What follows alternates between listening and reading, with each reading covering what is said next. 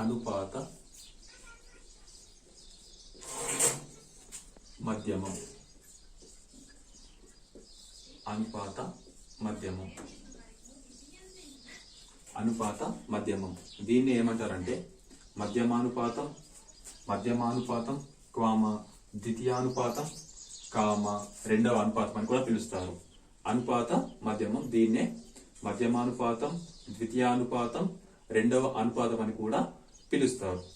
Example తీసుకుంటే ఏ కామ B కామ సిలు, ఏ కామ B కామ సిలు కనుక ఒకవేళ అనుపాతంలో ఉంటే, అంటే ఈ రెండింటి యొక్క నిష్పత్తి ఈ రెండింటి యొక్క నిష్పత్తి కనుక సమానం కనుక అయితే బిను ఏమని పిలుస్తారు అంటే ఏ కామ సిల యొక్క అనుపాత మధ్యమం అని పిలుస్తారు. ఏంటిది? A:B = B:C కనుక అయితే, అంటే ఈ మూడు కనుక అనుపాతంలో ఉంటే అప్పుడు A:B = B:C కనుక అయితే ఏ కామ సిల యొక్క అనుపాత మధ్యమం అని బిను పిలుస్తారు. ఏ కామ సిల యొక్క అనుపాత మధ్యమం అని బిను పిలుస్తారు. ఎగ్జాంపుల్ తీసుకుంటే ఇవి కనుక మూడు ఒకవేళ అనుపాతంలో ఉన్నాయి అనుకుంటే అప్పుడు ఏమవుతుంది అంటే A:B = B:C అవుతుంది. ఏ కామ బి కామ సిలు మూడు అనుపాతంలో ఉంటే ఈ బి అనేది ఏకు చెందుతుంది, అలాగే సికు చెందుతుంది. కాబట్టి అప్పుడు ఏమవుతుంది అంటే A:B = B:C అవుతుంది. అనుపాత మధ్యమం. ఇప్పుడు అనుపాత మధ్యమం కనుగొనాలి అంటే ఆల్రెడీ ఇంతకుముందు చెప్పాను కదా, అంత్యంలో లబ్ధం మధ్యంలో లబ్ధం. ఏవైనా సరే అనుపాతంలో కనుక ఉంటే ఏమైతుంది? ఆటోమేటిక్ గా మధ్యంలో లబ్ధం = అంత్యంలో లబ్ధం అవుతుంది. సో ఇప్పుడు మధ్యంలో ఎవి ఉన్నాయి? B × B అంత్యంలో ఎవి ఉన్నాయి? A × C. అప్పుడు B × B ఏమైతుంది? B² అవుతుంది. దెన్ A × C ఏమైతుంది? AC అవుతుంది. ఓకే, ఇటు B² ఉంది. ఈ స్క్వేర్ అనేది ఇటు వస్తే ఏమైతుంది అంటే రూట్ అవుతుంది. ఈ స్క్వేర్ ఇటు వస్తే ఏమైతుంది? రూట్ అవుతుంది. Then B √AC. కాబట్టి ఇప్పుడు ఏవైనా మూడు నంబర్స్ ఇచ్చినప్పుడు అవి కనుక అనుపాతంలో ఉంటే అప్పుడు అనుపాత మధ్యమాన్ని కనుగొనాలి అంటే B వాల్యూని కనుగొనాలి అంటే ఫార్ములా ఏంటిది అని అంటే B √AC. మధ్యమానుపాతాన్ని లేదా ద్వితీయానుపాతాన్ని లేదా రెండవ అనుపాతాన్ని కనుగొనాలంటే formula B √AC. For example తీసుకుంటే ఎగ్జాంపుల్ ఒక ప్రాబ్లం చూస్తే 4,16 యొక్క అనుపాత మధ్యమం ఎంత, అంటే రెండవ అనుపాతం ఎంత లేదా మధ్యమానుపాతం ఎంత లేదా అనుపాత మధ్యమం ఎంత అని అడిగితే ఈ 4,16 మధ్య B ఉన్నా అనుకుంటే ఇప్పుడు B వాల్యూ కావాలి. ఆల్రెడీ B వాల్యూ కనుగొన్న సూత్రం ఏంటిది? B √AC. దీన్ని A అనుకోండి, దీన్ని C అనుకోండి. ఇది B వాల్యూ కనుగొనాలి కాబట్టి B √AC. Then B A అంటే ఎంత? 4, C అంటే ఎంత? × 16. Then B 64. B 64 ఎందుకంటే 4 × 16 64. ఇప్పుడు ఈ 64ని ఎలా రాసుకోవచ్చు అని అంటే 8 × 8 రాసుకోవచ్చు కదా. 8 × 8 = 64. 8 × 64. దెన్ B 8 × 8ని ఏమని రాసుకోవచ్చు అంటే 8² అని రాసుకోవచ్చు. 8² అని రాసుకోవచ్చు. ఎప్పుడైనా ఈ స్క్వేర్ కి ఈ రూట్ అనేది క్యాన్సిల్ అయిపోతుంది. స్క్వేర్ కి రూట్ అనేది క్యాన్సిల్ అయిపోతుంది. సో ఫైనల్ గా మిగిలేది ఏంటిది? B 8. కాబట్టి 4,16 అనేవి అనుపాతంలో ఉంటే వీటి యొక్క అనుపాత మధ్యమం ఏంటిది అంటే 8. 4,16 అనేది అనుపాతంలో ఉంటే అనుపాత మధ్యమం అనేది ఏంటిది? 8 అవుతుంది. ఓకే, అదే విధంగా ఇంకో క్వశ్చన్ చూసుకుంటే 4,9 4,9 మధ్య అనుపాత మధ్యమం ఎంత అని అంటే ఆల్రెడీ సూత్రం తెలిసే కదా, B √AC. దీన్ని A అనుకోవాలి, దీన్ని B అనుకోవాలి. దెన్ మనకు B వాల్యూ కావాలి కాబట్టి మధ్యలో దీన్ని A అనుకోవాలి, దీన్ని C అనుకోవాలి. ఇప్పుడు మనకు B వాల్యూ కావాలంటే B √AC. B వాల్యూ కావాలంటే ఇప్పుడు ఏం చేయాలి? A అంటే ఎంతో తెలుసు 4, అదే విధంగా C అంటే ఎంత 9 అని తెలుసు. దెన్ B √36 ఎందుకంటే 4 × 9 36. Then b is equal to 6 into 6. Then b is equal to under root of 6 square. ఈ స్క్వేర్ కి ఈ root cancel. Then b is equal to 6. So 4,9లు అనుపాతంలో ఉంటే వీటి యొక్క మధ్యమ అనుపాతం ఎంత అవుతుంది? 6 కావడం జరుగుతుంది. ఈ విధంగా అనుపాత మధ్యమాన్ని కనుగొనాలంటే formula under root b is equal to under root of ac. ఇప్పుడు a, b, c లు అనుపాతంలో ఉంటే ఏం జరుగుతుంది? a is equal to b is equal to a is to b is equal to b is to c అవుతుంది. ఇలా ఉన్నప్పుడు అంత్యంలో లబ్ధం is equal to మధ్యంలో లబ్ధం. ఇక మధ్యంలో అంటే b into b, అంత్యంలో a into c. b into b, b square is equal to ac అవుతుంది. Then ఇటు square ఉంది కాబట్టి ఇక్కడ సైడ్ వస్తే రూట్ అవుతుంది కాబట్టి b is equal to root ac. b value కనుగొనాలంటే formula b is equal to under root of 4ac.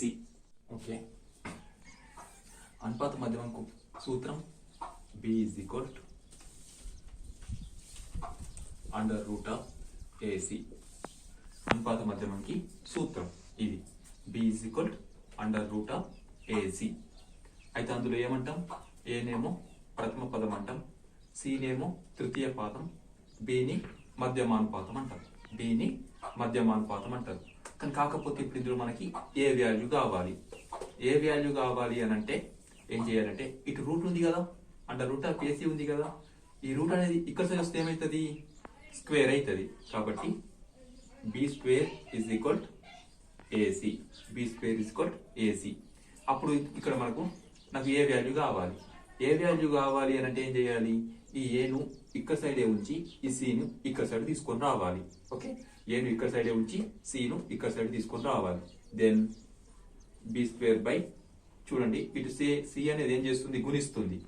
ఏను సి అనేది మల్టిప్లై చేస్తుంది అంటే గుణిస్తుంది కాబట్టి ఇటు వస్తే ఏం చేస్తుంది? భాగిస్తుంది. ఇక్కడ సైడ్ గుణిస్తే ఇక్కడ సైడ్ వస్తే భాగిస్తుంది కాబట్టి B square by C is equal to A. Then A is equal to B square by C. B square by C. ఒకవేళ మొదటి పదం అంటే ప్రథమ పదం కనిపెట్టాలి అంటే ఫార్ములా ఏంటిది అంటే a is equal to B square by c. A is equal to B square by c. అదే మరి ఒకవేళ b is equal to under root of ac. c value కావాలి. తృతీయానుపాతం, ఏను ప్రథమానుపాతం అంటారు, b ను మధ్యమానుపాతం అంటారు, c ను తృతీయానుపాతం అంటారు. అంటే థర్డ్ పదం, ఫస్ట్ టర్మ్, సెకండ్ టర్మ్. కాబట్టి ఇప్పుడు నాకు ఇందులో c వాల్యూ కావాలి. c వాల్యూ కావాలంటే మళ్ళీ ఏం చేయాలి? ఇటు రూట్ అనేది ఇక్కడ సైడ్ వస్తే ఏమవుతుంది? స్క్వేర్ అవుతుంది. Then b square is equal to ac. ఇప్పుడు ఇక్కడ a అనేది c ని మల్టిప్లై చేస్తుంది అంటే గుణిస్తుంది. ఇటు వస్తే ఏం చేస్తుంది? భాగిస్తుంది. Then b square by a is equal to c. Then c is equal to b square by a. తృతీయానుపాతం యొక్క ఫార్ములా ఏంటిది అంటే c is equal to b square by a. ప్రథమానుపాతం యొక్క సూత్రం ఏంటిది అంటే b square by c. అదే ఒకవేళ మధ్యమానుపాతం సూత్రం b is equal to under root of ac. ఈ విధంగా ఈ ఒక ఫార్ములా నుంచి వీటన్నిటిని రాబట్టుకోవచ్చు. ఫర్ ఎగ్జాంపుల్ చూస్తే కనుక ఒకవేళ ఎగ్జాంపుల్ చూస్తే ఏ కామా నెక్స్ట్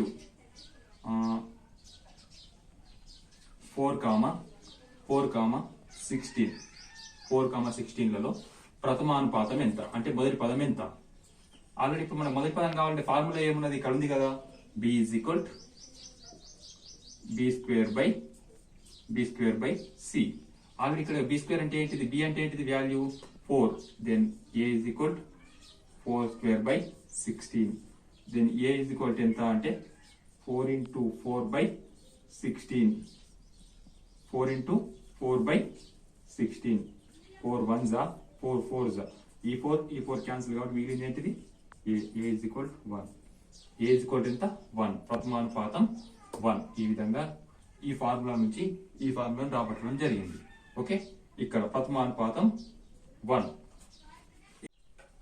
ఓకే, 9,12 యొక్క తృతీయానుపాతం ఎంత అంటే సి యొక్క వాల్యూ ఎంత? 9,12 అయితే సి యొక్క వాల్యూ అంటే తృతీయానుపాతం ఎంత? తృతీయానుపాతం మరి సూత్రం ఎత్తుకుంటే ఎంత అంటే సూత్రం ఏంటిది? C is equal to B square by A. B square by A. Then ఇక్కడ బి అంటే 12, ఏ అంటే 9 అంటే ఏ బి. దెన్ ఇప్పుడు సి వాల్యూ కావాలి కాబట్టి బి స్క్వేర్ అంటే 12 square by 9. Then c is equal to 12 into 12 by 9.